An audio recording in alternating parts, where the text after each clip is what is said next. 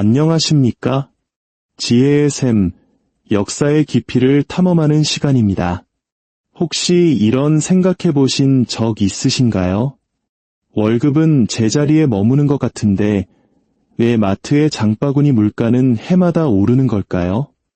열심히 일하고 아껴서 저축하는데 왜 시간이 지날수록 돈의 가치는 줄어드는 것처럼 느껴질까요? 이것이 단순히 운이 나쁘거나 특정 기업이 욕심을 부리기 때문일까요? 아니면 우리가 미처 깨닫지 못하는 거대한 시스템의 작동 원리가 숨어 있는 것일까요? 오늘 우리는 바로 이 질문의 핵심, 인플레이션이라는 현상의 본질을 파헤쳐보려 합니다.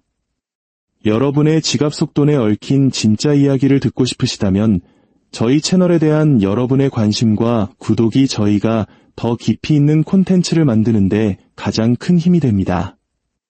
여러분의 지적인 탐험을 돕는 이 여정에 이제 함께 출발하겠습니다. 인플레이션. 우리는 이 단어를 뉴스에서 매일 듣습니다. 정치인들은 탐욕스러운 기업을 탓하고 기업들은 불안정한 공급망을 탓하며 경제학자들은 마치 날씨를 예보하듯 목표 물가 상승률 같은 어려운 용어를 사용합니다. 하지만 그 본질은 아주 간단합니다. 인플레이션이란 당신의 돈으로 오늘 살 수 있는 것보다 내일 더 적게 살 수 있게 되는 현상입니다. 그게 전부입니다. 바로 구매력의 하락이죠. 당신의 지갑 속 10,000원, 은행 계좌에 찍힌 100만 원이 시간이 흐르면서 그 가치를 서서히 잃어가는 것입니다. 그리고 이것은 결코 우연이 아닙니다.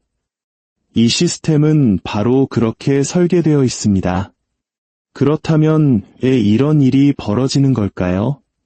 두 가지 설명 방식이 있고 둘 다 중요합니다. 수세기 동안 경제학자들이 사용해온 고전적 정의는 단순했습니다. 인플레이션이란 통화 공급량의 증가를 의미합니다. 정부가 돈을 너무 많이 찍어내거나 은행이 신용을 과도하게 창출하면 똑같은 양의 상품을 더 많은 돈이 뒤쫓게 됩니다. 결과는 예측 가능합니다. 돈 한 단위의 가치가 떨어지는 것이죠.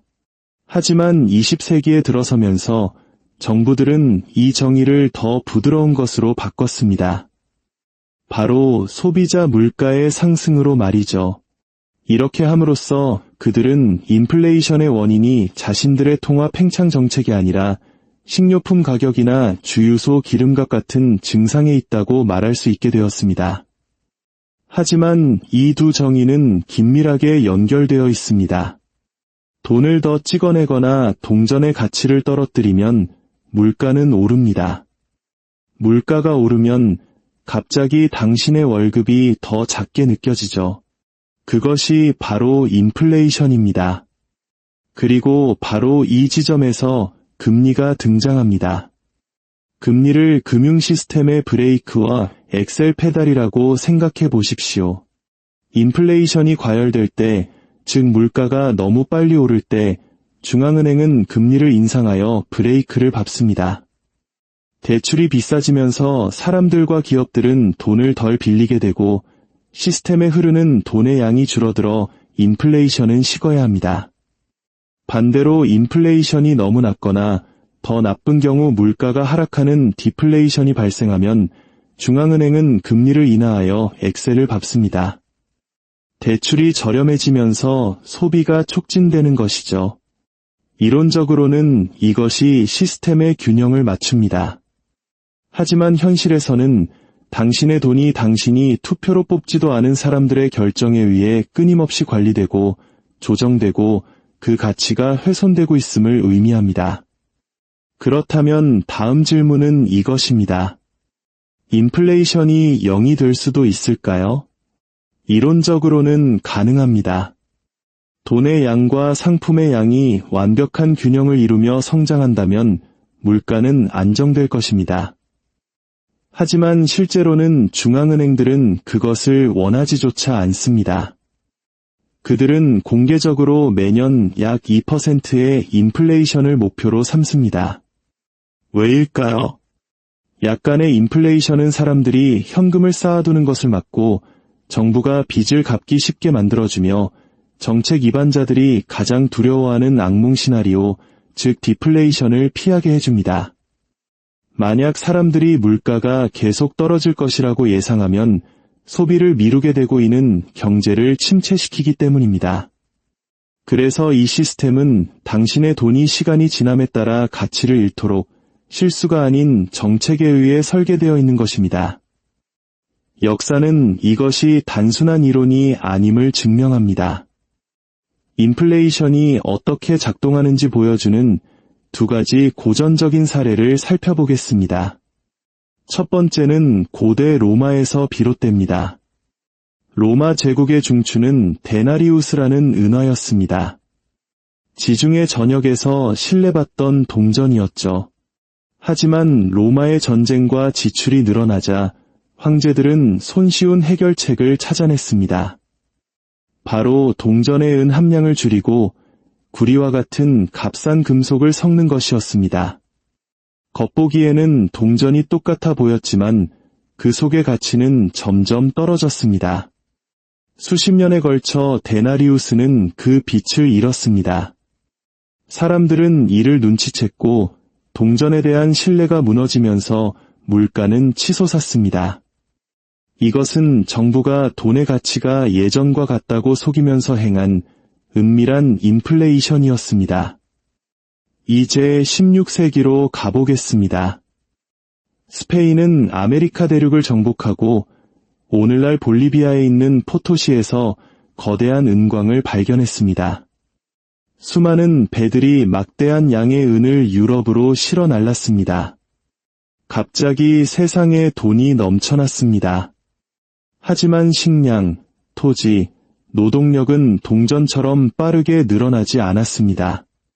그 결과는 가격혁명이었습니다. 유럽 전역에서 100년 이상 기본 생필품 가격이 급등했습니다. 이때의 인플레이션은 왕이 종이돈을 찍어내서 발생한 것이 아니었습니다. 너무 많은 은이 시스템에 흘러넘쳤기 때문입니다. 1550년의 농부나 장인에게 그 모든 은은 삶을 더 풍요롭게 만들지 못했습니다. 오히려 모든 것의 가격이 올랐기 때문에 삶은 더 팍팍해졌습니다. 로마가 동전을 희석시키든 스페인이 유럽을 은으로 넘치게 하든 결과는 같았습니다. 돈의 공급이 실제 재화의 생산을 앞지를 때 돈은 가치를 잃습니다. 인플레이션은 미스터리가 아닙니다. 그것은 수학입니다. 그리고 평범한 사람들은 항상 그것을 가장 먼저 느낍니다.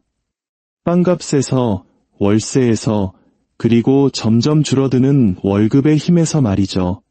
만약 로마와 스페인이 인플레이션의 시작을 보여주었다면 20세기는 그것이 완전히 통제 불능 상태가 되었을 때 무슨 일이 일어나는지를 보여주었습니다. 가장 유명한 예는 1920년대 초반의 바이마르 공화국, 즉 독일입니다. 제1차 세계대전에서 패배한 후 독일은 감당할 수 없는 전쟁 배상금에 짓눌렸습니다. 정부의 해답은 간단했습니다. 돈을 찍어내는 것이었죠. 처음에는 영리한 해결책처럼 보였습니다. 하지만 불과 몇 달 만에 인쇄기는 밤낮으로 돌아가며 경제의 종이 마르크화를 쏟아냈습니다. 처음에는 물가가 2배, 3배로 뛰었습니다. 하지만 1923년이 되자 그 과정은 광기 그 자체가 되었습니다. 빵 한 덩이가 수십억 마르크에 달했습니다. 노동자들은 저녁이 되면 물가가 다시 2배로 뛰기 전에 서둘러 음식을 사기 위해 하루에 2번 급여를 받았습니다. 사람들은 지폐 뭉치를 난로에 태웠습니다. 장작보다 종이돈이 더 쌌기 때문입니다. 평생에 걸쳐 모은 평범한 사람들의 저축은 하룻밤 사이에 증발해버렸습니다. 그리고 여기에 잔인한 반전이 있습니다. 정부를 포함한 빚이 있던 사람들은 이득을 봤습니다. 가치가 없어진 돈으로 빚을 갚을 수 있었기 때문입니다. 고정 수입이나 저축으로 살아가던 사람들은 파멸했습니다. 인플레이션은 단지 경제적 재앙이 아니었습니다. 그것은 사회의 붕괴였습니다. 시스템에 대한 신뢰를 산산조각냈고 극단주의와 히틀러의 부상을 위한 길을 닦았습니다. 물론 모든 인플레이션이 초인플레이션으로 변하는 것은 아닙니다. 하지만 정상적인 인플레이션조차도 삶을 망가뜨릴 수 있습니다. 1970년대 미국을 예로 들어봅시다. 1971년 리처드 닉슨 대통령은 달러의 금태환을 중단시켰습니다. 이는 종이돈과 실물 자산 사이의 마지막 연결고리를 끊어버린 닉슨 쇼크였습니다. 이는 새로운 통화 팽창의 시대를 열었습니다. 여기에 1973년과 1979년 오펙의 석유 금수 조치로 유가가 급등하는 오일 쇼크가 겹쳤습니다. 그 결과는 스태그플레이션이라는 새로운 현상이었습니다. 물가는 오르는데 경제는 침체되는 것이죠. 임금은 물가 상승을 따라잡지 못했고 실업률은 치솟았습니다. 이러한 현상은 먼 나라만의 이야기가 아닙니다. 우리 한국인들에게도 잊을 수 없는 기억이 있습니다. 바로 1997년 IMF 외환위기입니다. 국가부도의 위기 앞에서 원화 가치는 폭락했고 수많은 기업이 쓰러지고 가정이 해체되었습니다. 당시 우리는 금 모으기 운동을 통해 이 위기를 극복하고자 했습니다. 이것은 무엇을 의미할까요? 국가가 발행한 화폐에 대한 신뢰가 흔들릴 때 사람들은 본능적으로 금과 같은 실물 자산의 영원한 가치에 의지한다는 것을 보여주는 가슴 아픈 교훈이었습니다. 오늘날 우리가 사는 시스템은 인플레이션을 해결한 것이 아니라 오히려 그것을 정상화했습니다. 정부와 중앙은행은 매년 약 2%의 인플레이션을 공개적으로 목표로 삼습니다. 그것이 경제에 건강하며 소비를 촉진하고 디플레이션을 막는다고 말합니다. 언뜻 보기에 2%는 무해해 보입니다. 하지만 시간을 길게 느려보십시오. 연 2%의 인플레이션이 지속되면 당신의 돈은 불과 한 세대 만에 그 가치의 절반을 잃게 됩니다. 이는 당신의 저축, 당신의 월급, 당신의 퇴직연금이 모두 시간이 지남에 따라 서서히 침식된다는 것을 의미합니다. 다시 말하지만 이것은 우연이 아닙니다. 이 시스템의 특징입니다. 왜 정책 이반자들은 이것을 원할까요? 인플레이션은 조용히 불을 이전시키기 때문입니다. 물가가 오르면 부채의 실질 가치는 줄어듭니다.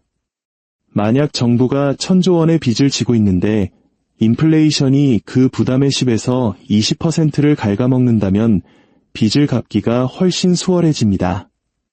주택담보대출을 받은 사람도 마찬가지입니다. 빚을 진 사람은 이기고 저축한 사람은 집니다. 그렇다면 이 세상에서 가장 큰 채무자는 누구일까요? 바로 정부입니다. 그들이 항상 약간의 인플레이션을 필요로 하는 이유입니다. 공식적인 인플레이션 측정 방식인 소비자 물가 지수를 보십시오. 이 지수는 종종 가계에 가장 큰 타격을 주는 주택, 유료, 교육과 같은 항목들을 제외하거나 그 비중을 낮게 평가합니다. 이는 서민들이 느끼는 체감 물가와 공식 지표 사이에 큰 괴리를 만듭니다. 정부는 인플레이션이 통제되고 있다고 말하지만 많은 가정은 생활고에 짓눌리는 이유입니다. 결국 인플레이션은 중립적이지 않습니다. 그것은 누군가를 벌하고 다른 누군가에게는 보상을 줍니다. 로마에서 데나리우스가 붕괴했을 때 토지와 같은 실물 자산을 가진 사람들은 더 강해졌습니다. 2008년 금융위기 이후 현금을 가진 사람들은 헐값에 나온 주택을 사들였습니다. 인플레이션은 가혹한 재분배의 도구입니다. 이것이 사람들이 시스템 밖의 돈을 계속 찾아온 이유입니다. 수세기 동안 그것은 금이었습니다. 희소하고 찍어낼 수 없으며 문화를 초월하여 신뢰받는 금속. 제국은 흥망성쇠를 거듭했지만 금은 그 가치를 지켰습니다. 디지털 시대에 비트코인은 새로운 도전자로 등장했습니다. 중앙은행이 바꿀 수 없는 규칙인 2100만 개의 하드캡을 가지고 있죠.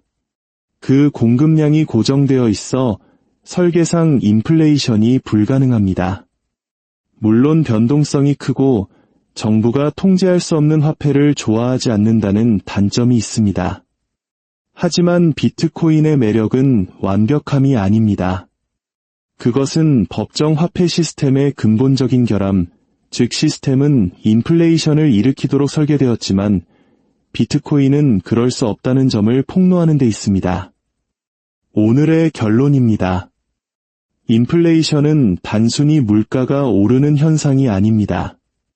그것은 권력을 가진 자들에 의해 설계되거나 용인되는 돈의 가치가 침식되는 과정입니다. 그것은 제국을 파괴하고 정부를 전복시켰으며 사회에 깊은 상처를 남겼습니다. 그리고 오늘날에도 정책 목표라는 이름으로 우리 곁에 숨어 계속되고 있습니다. 만약 당신이 이 원리를 이해하지 못한다면 당신은 항상 그 대가를 치르는 사람이 될 것입니다. 역사는 반복되지 않지만 그 운율은 반복됩니다. 인플레이션이라는 패턴을 인식하지 못한다면 당신의 돈은 조용히 사라질 것이고 다른 누군가는 그 시스템으로부터 이익을 얻을 것입니다. 오늘의 이야기가 여러분의 경제를 바라보는 시야를 넓히는데 도움이 되었기를 바랍니다. 지혜는 우리를 지키는 가장 강력한 힘입니다. 앞으로도 깊이 있는 이야기로 여러분을 찾아뵙겠습니다. 감사합니다.